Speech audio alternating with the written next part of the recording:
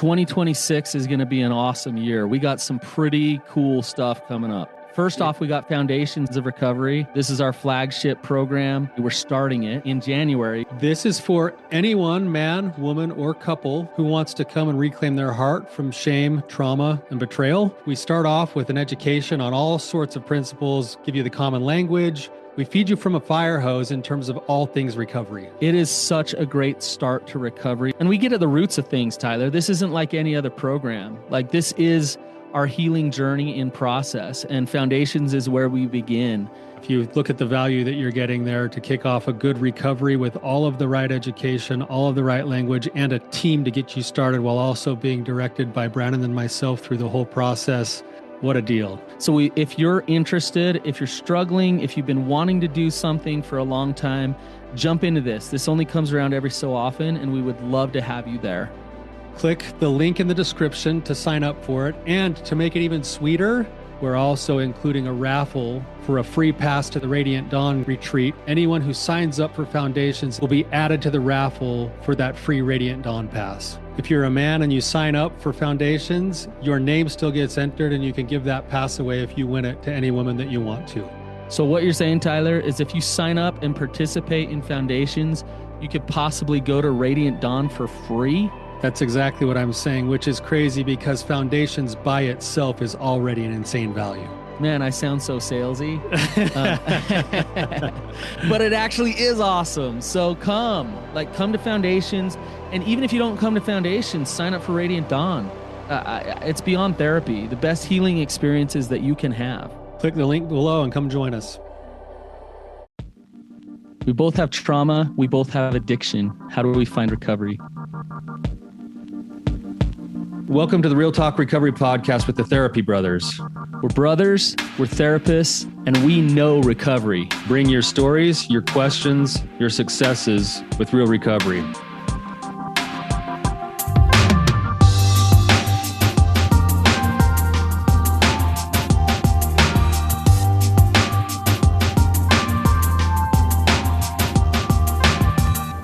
Brandon, it's good to see you, man. How are you doing? I'm doing good. How are you? Doing great, man. Had a great weekend. Saw your kids over the weekend. You're uncle of the year, man. You're just like the favorite uncle right now. Whatever. I only saw them for probably maybe a total of 15 minutes because it was actually just a girls' night out. My daughters got with your daughters and their other cousins and basically just had a whole night together as cousins, and my kids had a really great time. I'm really glad that they were able to do it. Shout out to your daughters. Like, I don't know if they really know how much that means to my kids. And just so you all know, Tyler's daughters are a bit older than mine, and they just took my girls out and did like facials and went out to eat and went swimming and all kinds of stuff. So they're just awesome cousins. So I really appreciate that. It was really cool. The feedback I got from my two older daughters, who are quite a bit older than your kids, they said basically, dang, we should have done this a lot sooner, Dad. Yeah. Like this was really good for us to just we had a really good time. They had fun and they enjoyed their company with their cousins. And so it was actually really cool. Awesome. Yeah. I love the bonding. Yep. So yeah. All right, let's jump in here with Chadwick. Chadwick, welcome to the show. Thanks for having me, guys. It's great to be here. If you could just give us some context, tell us your story a little bit, and ask away. Right on. I guess by Canadian law, we're common law spouse because we've been together 6 years, but we're not married. We came into this relationship, like most couples, the honeymoon phase, everything was great. We both had our own individual activities and stuff we did together as well too.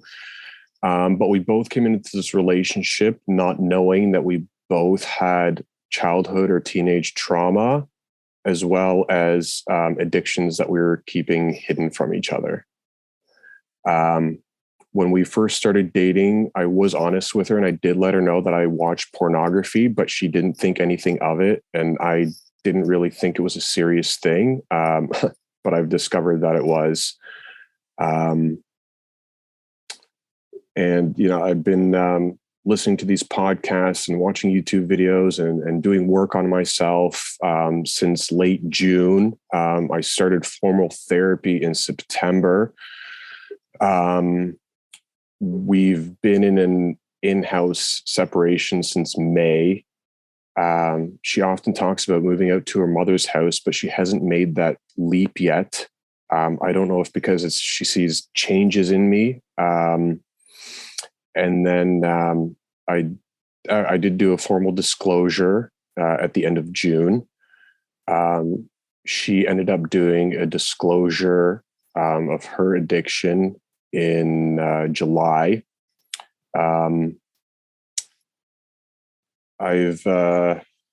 I've also been able to share vulnerably a few times, which has been very hard for me because I've always been, a wallflower, a shy, quiet, introverted guy.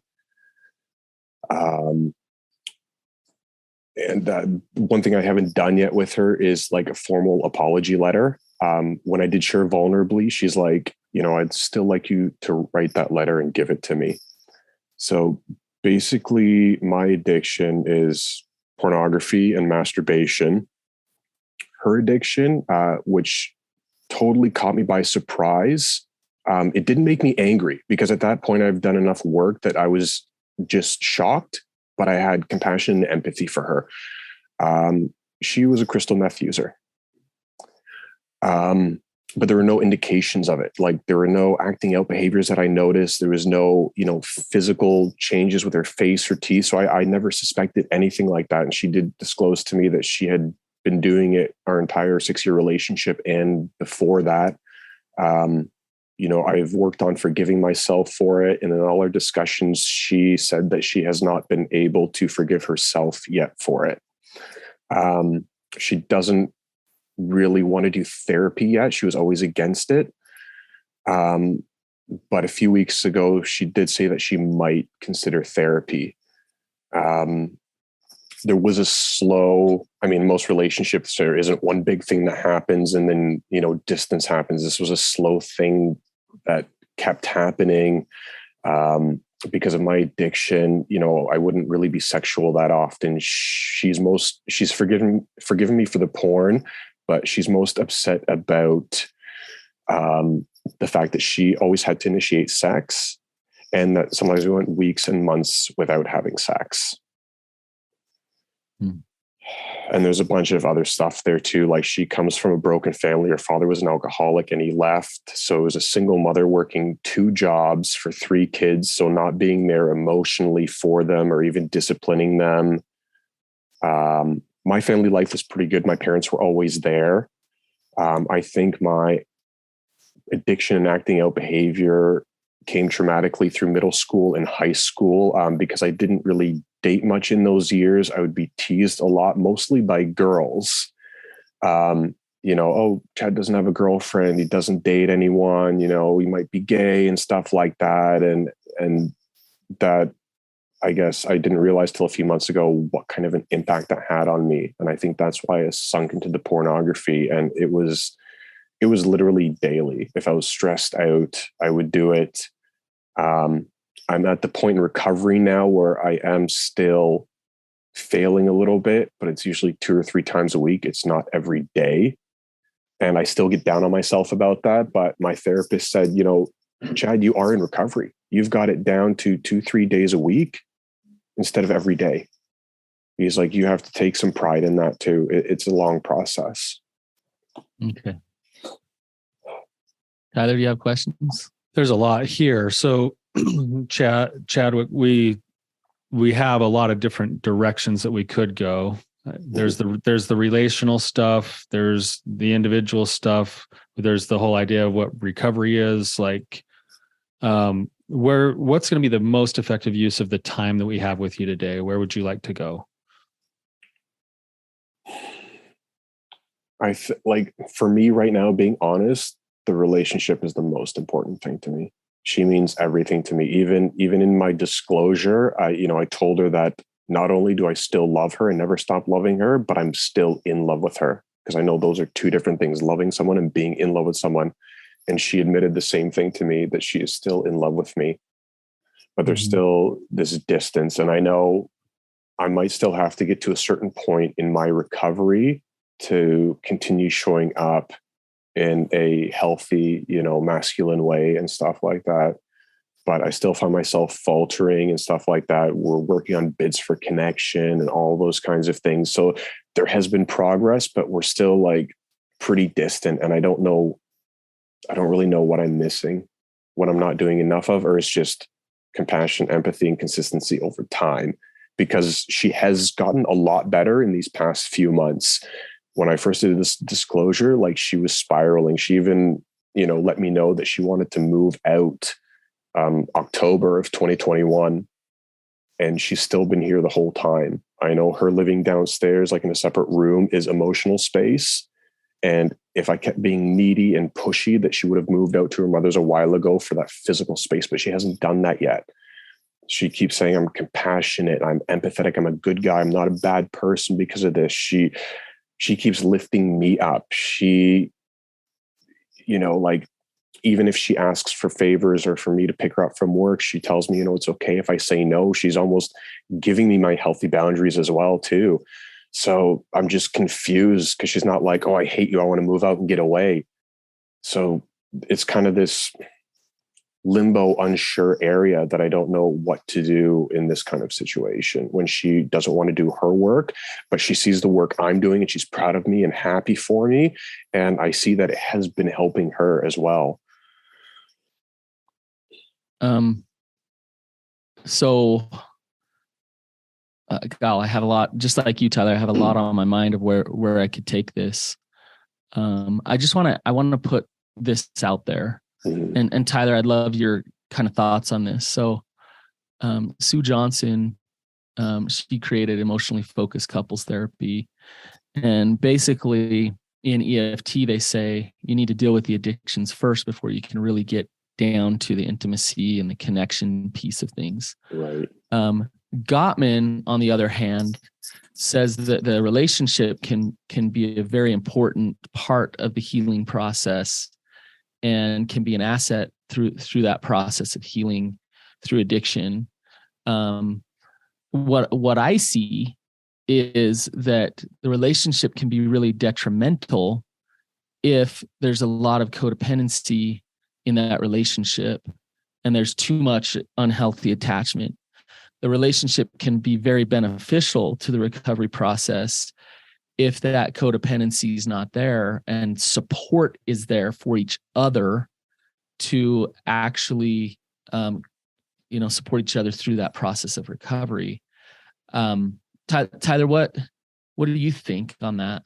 No, yeah. I mean, this is a challenging place to be in, because I think traditionally what we would say is you're not going to really have a lot of success in your relationship unless the individual issues of the addictions are being addressed, because in addressing those things, in essence, you're also addressing the relationship, because you're building trust by doing the work that your own recovery would demand. And in doing that work over time, that's what would help to rebuild the trust. Now, with that said, if I'm in a relationship, like, I guess my question to you, Chad, is, given the fact that you guys have traveled the road that you've currently traveled, yep, it sounds like, however it came out, you guys are both on the same page now, where there's at least transparency. There's transparency in your past history together. There's also some level of transparency in the work that each of you are willing to do. Yes. Is that true? There is, yes. So in a sense, there's at least the makings of the beginning parts of allowing trust to be being reestablished, even if she's not fully on board with like formal recovery work just yet. Okay. Right. So now you're going to have to make choices to say, okay, if she decides not to do any of that recovery work, let's say, I don't know if she's continuing to relapse or not right now. She told me that she's not. I know something like crystal meth is not easy to get off on your own. You do need therapy and treatments and stuff like that. But I know that she is a trustworthy, honest, compassionate person. And she said that she hasn't been using it for over a year. Okay. Oh, wow. So I'm hoping that's true. And based on everything I've learned about crystal meth, as soon as she told me, like, I read everything about the symptoms of it, the behaviors, withdrawal symptoms and stuff like that. And she has matched all those things. So I truly do hope she is off it. I don't think she'd be lying to me at this point about it. We've been pretty honest about everything. And I even told her, as soon as she told me about it, I started doing research on it so that I could help her in any way I could. And that was part of our problem too. As soon as I learned about meth, like, the sad irony is I've read that meth, like most other addictions, unnaturally increase your dopamine levels. Mm-hmm. And once you're off the addictions, your body has to regulate dopamine back to a normal level. And I've read certain studies that oxytocin, the cuddle drug, the love drug, oftentimes helps people with meth addictions and stuff like that. And that's one thing that really lacked in our relationship, again, was the closeness, the cuddling, the hugging, because sometimes I would pull away from her and stuff like that. I feel horrible about it too, because there were times where she'd be off one day for work and I'd wake up in the morning, have my coffee and breakfast, and I wouldn't wake her up and I'd let her sleep. And that's all she wanted me to do sometimes, was just wake her up in the morning, enjoy our mornings together, and she could go back to sleep if she wanted to.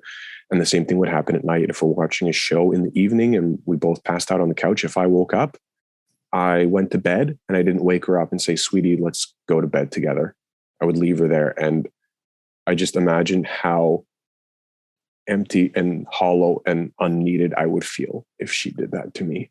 Well, you talk about how you struggle to initiate sex and you go for months at a time without having sex. Yeah. Have you looked at sexual anorexia as an issue? I have, yeah. And I learned learned treatment. Yeah, I've discussed that, intimacy and sexual anorexia, with my therapist, because I first learned that from you guys. And I'm like, oh geez, I might struggle with that too. I know I've also had like financial anxiety as well for various reasons. And that was one thing that also caused a rift in our relationship, because at first, we were both paying bills and the rent, and then she stopped contributing to that too. And I'm wondering, like, why is she not contributing with the rent or bills? And rather than discuss it with her and share with her vulnerably, I would usually get upset and shut down. Like, that was my go-to, not fight or flight, but freeze. I would always freeze. I wouldn't know what to say, and that would make things worse. And she's like, why aren't you saying anything? And my brain would just freeze.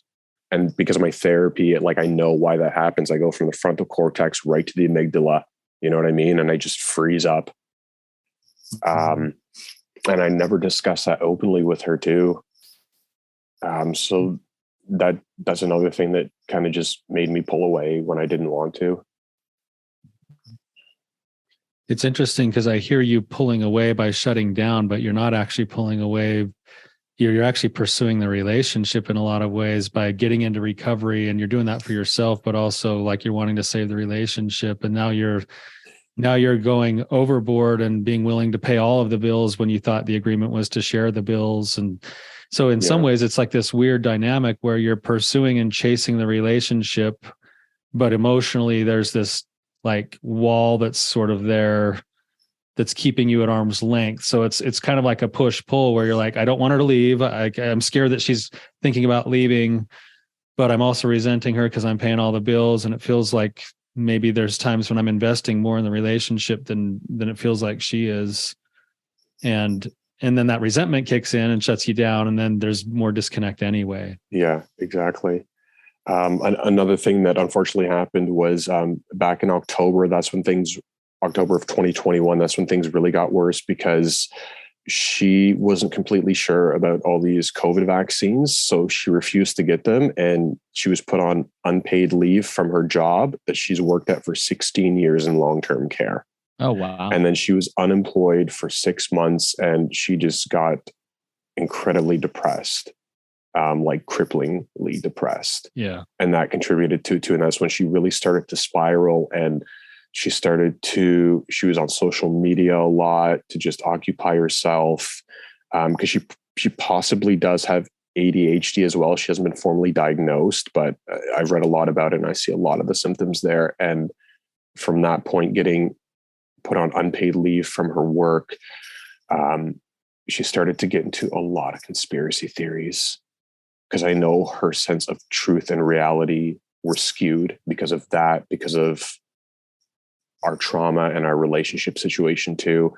But I've noticed too, in the past few months, she's been veering away from that stuff. Even her stepfather is like, have you noticed she's talking a lot less about conspiracy theories and stuff? I'm like, yeah. I'm like, that's a good thing though, because she's starting to ground herself in reality again and wanting to do healthy activities that she liked before, like painting. She wants to take up kung fu and stuff like that, and just trying to encourage her and stuff like that. But we're still in this place where like, I just don't know what to do. I'm going to keep doing my work, but I don't. Chadwick, what's like, say more about her resistance to getting treatment or help. Like that she doesn't want to do anything, or she doesn't want to, because in her mind, therapy, she just assumed that if she gets diagnosed with ADHD or depression, that they're just going to medicate her. And I told her it's only psychiatrists that will medicate you. You're going to see a counselor or a therapist like I have, and they give you mental and physical tools to work on yourself. They don't give you any medication. And I think that started because of all this vaccination stuff, and she, distrusting of pharmaceutical companies and stuff like that. Gotcha. And to a degree, who can blame her? But she's afraid of being medicated for one problem, and then that medication is going to numb her out in another way. I see. But I find that ironic too, considering that she was a meth user and stuff like that. And that is horrible for your body. But along with me, she knows 3 other people who have been in therapy and how much it's helped. But it sounds like you've gotten on a really good path in terms of the help that you've gotten and the things that you've done, is from starting therapy in September until now. Yeah. And it's got to be frustrating a little bit, believing in that and engaging in that and finding some success and wanting her to heal, but her being resistant like that because of those fears. Yeah. And so it's got to be hard. The fact of the matter is, and I'll say this, and it, you can't work her recovery for her. Yeah. You can't. And in a lot of ways, what you're doing is the best thing you possibly can do, which is you're working your own, and you're trying to figure out how to be empathetic and compassionate and patient with her. Absolutely. And that can be hard for you. I want to empathize with you of how hard that struggle is when you love her so much and you want what's best for her. I do. It is hard. There's I get in those, sorry, go ahead. Go ahead. You go ahead. When I get in those difficult moments, like I'm at the point now where I'm able to recognize and sit in those emotions rather than act out on them. You know what I mean? I've learned so much in these past 6 months that I'm catching myself, and I'm learning things too, because even throughout the years, like I never suspected she had ADHD until her brother's girlfriend mentioned that. I'm like, oh my God, I never considered that. And she checks like 9 out of the 10 boxes for what's called inattentive ADHD. Mm-hmm. And a lot of times I would handle those situations with her incorrectly. Like I didn't know why it seemed like she was ignoring me. Why she always had to play loud music in the kitchen when she was cooking. And I understand it's to help regulate her thoughts, and her ignoring me isn't done purposefully. It's just her brain taking a few other seconds to react to it and stuff like that. So a lot of times I'd like raise my eyebrows or roll my eyes or let out those sighs. And I think back to that and like, oh my God, the ways I reacted to her just break my heart when I think about it, because I wasn't aware of these things. And now I show up totally differently, just compassionate, empathetic. I've got my healthy boundaries, but sometimes I still fail in those because I want to make her happy. But I know when I say no, sorry, I can't pick you up from work or do this because I'm busy or I'm really tired, that she says it's okay. Every time she asks for a favor, she always tells me it's okay if you say no. So I've just realized, all these things now that I was doing incorrectly and stuff. So I'm just trying to continue to work on myself and be there for her, knowing that I can't do her work for her, and trying not to get down or feel hopeless or give up because she doesn't feel like doing her work yet. Yeah, I think I'm hearing, like, in what you're saying, Chad, like you're kind of walking what's typically a really fine line between what I love about what I'm hearing is you're taking responsibility for your own self, and you're looking at all these things you're learning and going, oh, these are things that I could do differently or I could do better. That's the healthy side. And some people often let that trickle over into the unhealthy side of, therefore, I'm going to take accountability for everything, including her need to still have her own, her own process. And I think you're trying to walk that line pretty well. I want to go back to what Brandon said, because I think this is really important to understand, is that, your question was, how do I help the situation? How do I help things go right in my relationship? And I would say, there's a concept in graduate school, when you're getting ready to be a therapist, they teach you about a theory called systems theory. And in systems theory, the idea is that they look at a family as a complete system. And what they'll say is, it doesn't necessarily take all people in the system to do the changing. The theory says any change in any part of the system will facilitate a change in the entire system. Okay. And so basically, if you go get busy doing the learning you're doing, confronting the demons that you have in your own past, overcoming your fears, stepping into a wholehearted way of living, getting yourself sober, by nature of doing that work, every little bit of work that you do there is an invitation for every other part of the system, including her, to have to make new choices. Okay. And she'll either come along with you, and this is where it gets scary for people. And this is where I see people actually bog down their own recovery, is that they get to a point where they know they hit to a certain point. If I continue to go the direction I want my life to go, and this person doesn't decide to live similar types of values, I'm going to have to let that go. And a lot of times people will actually just almost put their recovery on hold and sit in a holding pattern waiting for the person to come along. Right. And you just want to be mindful of that you're not there yet right now. But you will be inviting her to change by continuing to do the things you're doing, sharing the things you're sharing. And I think there's evidence that this is already starting to happen in what you said, where she's now coming back and saying, just because she's not doing something formal doesn't mean there's some things not shifting. She's saying, I want to get into the things that I used to love again. Yes. That sounds to me like recovery work. Yeah. She did a full disclosure to you. She did. About her meth use. That's huge. Yep. That's massive. Yeah. So she may not be doing things formally yet the way that you're doing them. And she would probably really, really benefit from doing some formal things. Oh, I absolutely believe that. Right. But it sounds like you're seeing some things there that are also saying, there's some softening, there's some work, there's some openness. She's starting to even become open to therapy now, even though she's scared of this one particular aspect of it, which again, don't blame her given her experience. Yeah. I'd probably have a little bit of aversion too if I got let go from a long time work thing because I had certain opinions about my health, right? Yeah. You don't blame her for feeling that way. Absolutely. And so go ahead, Brandon.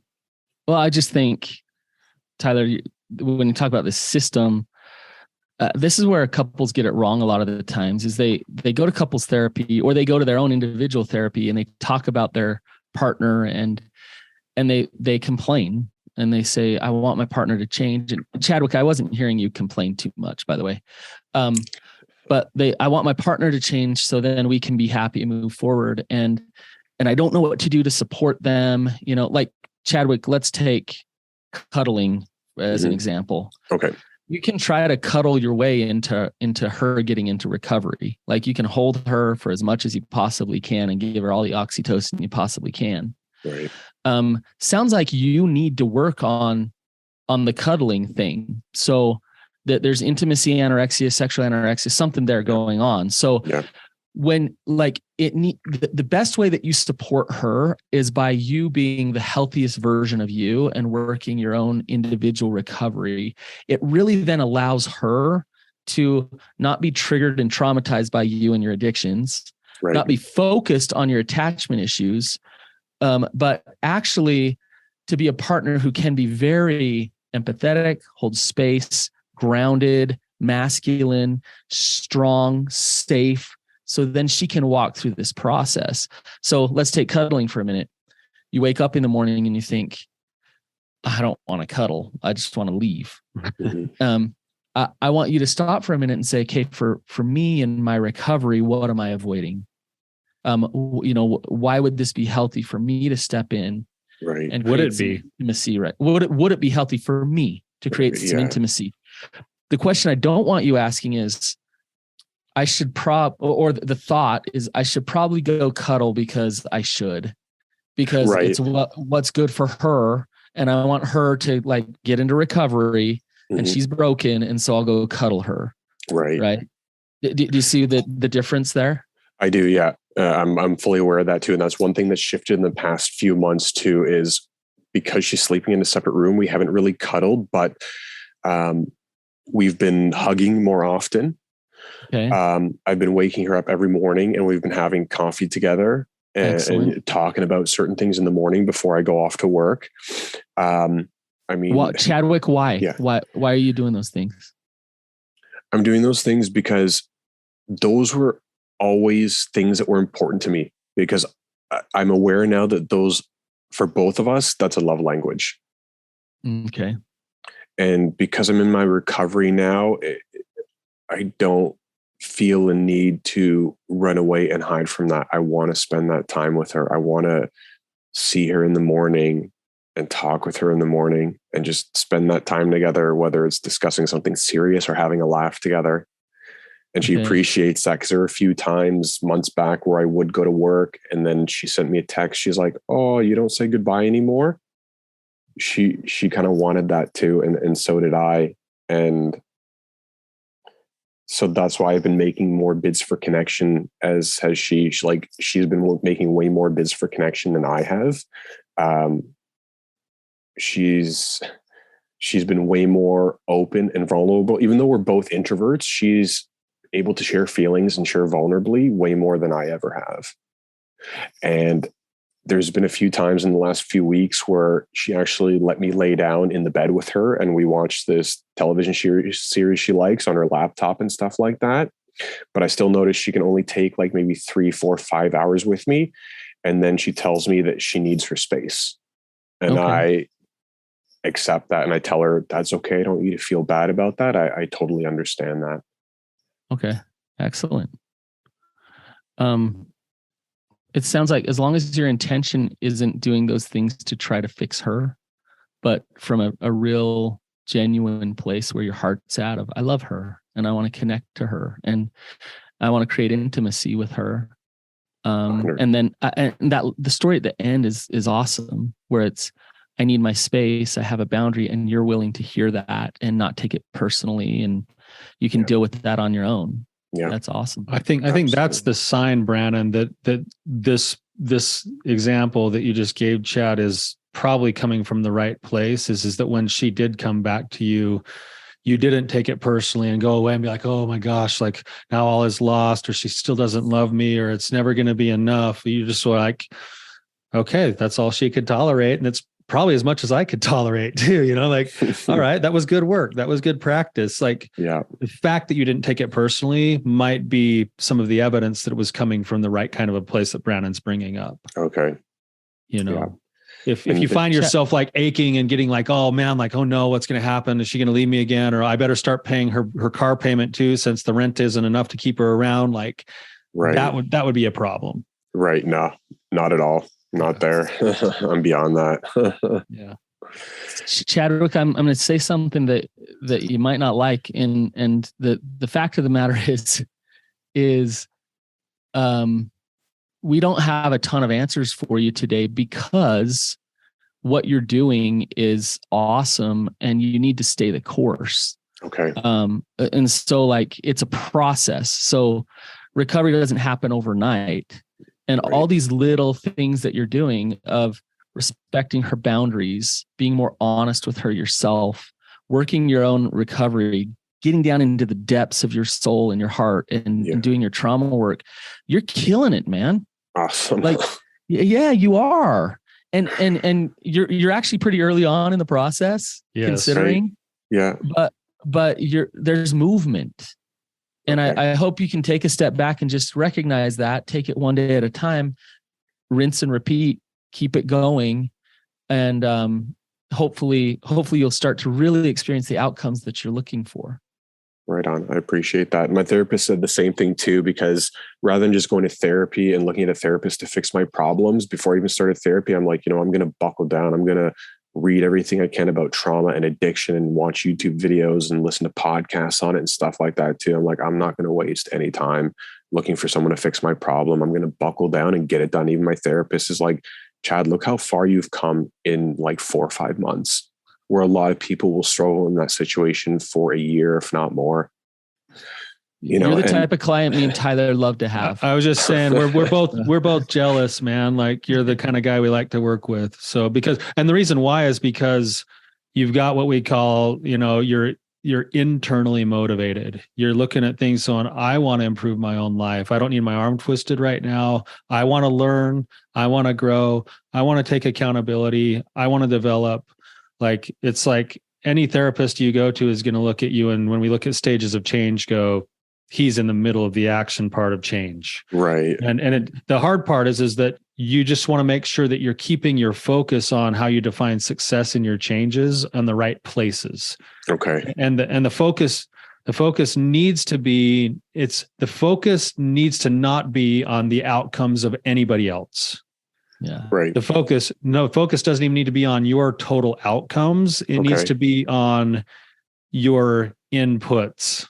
Okay. On the things that you're putting into your life to create the life that you want to live. And if you look at yourself every day and you can give an honest assessment most days of the effort you put in with the level of energy that you had, and if those things line up, you're in process. That's success today. Okay. If you're a girlfriend, or I guess common law spouse, or, your fiance, if she leaves you tomorrow, but you put everything in the tank the best way you knew how today, mm-hmm. You still win today in the big picture of recovery, even though you're going to go through grief, loss, pain, everything else. Heaven forbid that were to happen. Right. which I don't hear that actually trending that way. Okay. I actually hear it trending slowly the way that you want it to go, but who knows? You never know how that's going to work out. That's right. Yeah. Right. Yeah. But the measuring stick is your heart putting your effort in. And if you gave it today, you win today. Okay. Does that make sense? Absolutely. I'll even add to, in our recovery process over the last 2 weeks, I initiated sex twice, because in the past 4 months, we've maybe had sex twice. Before that, it was, roughly 6 months, just because of, again, our trauma. And the 2 times that we did have sex, she initiated, which I know has always been the issue and upset her. But rather than hesitate and say, oh, I'm too tired, or I don't feel like it, I'm immediately like, oh yeah, let's go. And it was great. But the first time we did it, she did come back to me a week later saying how hard it was for her to have sex because it brought up past hurts and feelings. But then we had sex a second time a few weeks later, and she didn't come back saying it hurt her. It was better. But then the past few weeks, I did initiate sex twice, and both times she turned me down. She's like, sorry, I just don't feel like it, or I'm not in the mood for it. And she felt incredibly bad for it. And I told her, it's okay. You can turn me down. It's totally fine. I understand. Right. And I was just sympathetic. Don't feel bad for turning me down. I'm thinking in my head, I'm initiating. You've always wanted me to do this. And to tell her, don't feel bad for it. Don't feel guilty for it. It's okay. Yeah. Excellent. Yep. And even for New Year's too, because we're separate. We kind of did our own family stuff for Christmas dinners and stuff like that. But for New Year's as well, she was incredibly concerned what I was going to do. She didn't want me to be alone for New Year's because she was going over to her mother's house too. And she asked, are you okay? And I answered honestly, yes and no. My heart is still really hurting. We both ended up crying and talking about some other things too. And she's like, if you want, you can come to my mom's. And I'm like, I really appreciate that. But, I can always go to a friend's house or my mom's house or my parents' house. I don't want you to feel obligated to invite me because you feel pressured or you feel bad for me and stuff like that. If it's going to be an uncomfortable situation. She's like, no, I want you to come. And, we had a great time New Year's at her mom's house. Nice. We were clinging on to each other. We were talking to everyone too. It was a good time. But I made sure I don't want her to feel like she has to invite me to those things or initiate sex because she feels obligated or she feels bad for me. You know, like initiating sex out of obligation or pressure is not going to be good. And I made that clear for her. Like, if we're both in a healthy space to do these kinds of things, then let's do them. It's really good work. Isn't that good stuff, Tyler? Yeah. It's really good work. You know, the only thing that I hear that I would want to ferret out a little bit in what you're doing is because everything you're saying is like, man, like, well done. You're standing in your masculinity. You're standing in your sense of purpose. You're allowing room for her to be your own individual. You're being your own individual. All that stuff is really, really good. The only place that I would like maybe want to look at on the back end is, do you have a tendency to almost self-deprecate, like almost apologize to your friends when they say they want to hang out to you, and you're like, well, only if it's okay for you. Like, you know, I don't want to be a burden. I don't want to get in your way. Like, you know, does that make sense? It does. Yeah. I used to have that issue, but not so much anymore. Okay. You know, I've been working on that too, because that was another one of my problems is I was so, over the years as a teenager and stuff, I was so hard on myself and never thought I was good enough or inadequate that like I wouldn't even be able to accept compliments from people. But I've been working on that, and now I can, you know, accept a compliment with gratitude and being humble. Okay, good. So sometimes it packages itself up a little bit, and this is maybe more for our listeners than maybe your particular situation, but sometimes we almost look like we're being like, oh, it's almost like playing the martyr a little bit instead of like actually being real strength, you know? But so like when she returns you down for sex and you're like, yes. No, that's totally okay. Honestly, it's all right for you to have your feelings. I'm still going to pursue you. That's a different kind of energy than like the energy of like, okay, well, I wasn't like really expecting it it's like Brad Paisley's like song. If you listen to any country music, called Me Neither. You ever heard that song? Yep. And he like approaches a girl and asks her if she wants to dance. And then she turns him down. He's like, oh, me neither. I was just being polite, you know, like whatever. Right. It's like, as long as you're not doing the me neither thing that Brad Paisley talks about, you're probably in pretty good shape. Okay. No, I'm not doing that at all. Yeah. Okay. Well, and real strength is this. Real strength is, like, I think we get it wrong sometimes. Like, if I initiate sex with my wife and I'm disappointed because she turns me down, that doesn't mean that I don't have strength. I can be disappointed. Yeah, I'm hurt. That, like, dang it. Like, I'm frustrated. I'm sad or whatever. But the real strength is this, is I know how to deal with that pain, that disappointment on my own. I can pick myself up. I can deal with it. So I could be honest with her and say, yeah, I'm disappointed. And it's okay, honey. It's okay. Like, it really is okay. And her strength will come when she says, okay, I can allow him to be disappointed and I don't need to feel pressure and take that on or whatever. He can go sit in his disappointment and I can be comfortable with him dealing with himself and his disappointment. Yes. And because I was honest with him, which I want her to be honest with me. Mm-hmm. And I want to be honest back about how I feel, but also regulate myself. That's strength. Right. And there's trust in the relationship when both partners can see that, so that if, you know, you go to her, she turns you down and you go, I'm a little disappointed, but I'm also like, okay, I know how to cope with this. It's a fine thing. And she can trust you to know that you'll cope with it. Mm-hmm. And then she can allow herself to still be honest with you, and you trust that she's being honest with you. There's trust being reestablished right there. Yeah. Okay. Even if it's painful, there's still trust being established. Right. Yeah. Okay. So, Chad, we're kind of going in all kinds of directions here now. I want to thank you for coming on, being vulnerable, sharing your story. I feel like we've scratched the surface, but I also appreciate your example of being in the process of recovery, of kind of showing our audience what that process is, and an example of internal motivation. I really appreciate you showing that, because it's real. Like, and when you have it, recovery actually works. So thank you for that. Yes, I actually think this episode has a lot of nuggets of really good content, but maybe the best thing that this episode offers is the feeling that you brought, Chad, with your desire to want to be doing your work. So thank you for bringing your heart today. Really appreciate it. Thank you, guys. I'm very happy to share, and, you know, I hope this helps someone out there. Yeah. Hopefully you get something from it too when you go back and listen to it. So absolutely. And, I knew you guys might not have a bunch of answers for me because of the progress I've made. But like I said, because we both had addictions and trauma, I didn't know if there's some golden nugget that you guys could have offered. So, I'm glad we were able to discuss this and work through it, and you give your advice and me be able to share this with all the listeners. Awesome. You guys, I just want to say if Chad has helped you today, then don't be shy to hop on, leave a review. You can mention this episode and just thank him. So thanks for listening, you guys. Have a wonderful day. We'll see you later.